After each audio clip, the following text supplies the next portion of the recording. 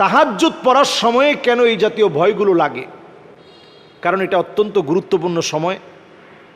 এই সময়টা জিনদের চলাচলের সময়ও, বিশেষ করে তাহাজ্জুদের যেই সময়টাতে আমরা উঠি, একেবারে রাতের শেষাংশে উঠে যারা তাহাজ্জুদ পড়েন, জিন এই সময় চলাচল করে।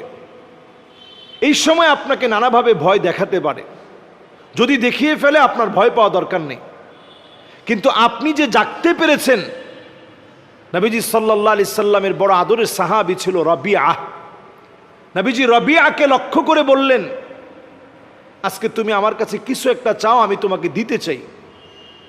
11 বছরের সাহাবী রবিআ, তিনি বললেন, মুরাফাকাতুকা ফিল জান্নাহ। নবী, অন্য কিছু আপনার কাছে চাই না, শুধু জান্নাতে থাকতে চাই আপনার সঙ্গে। নবী সাল্লাল্লাহু আলাইহি ওয়াসাল্লাম বললেন,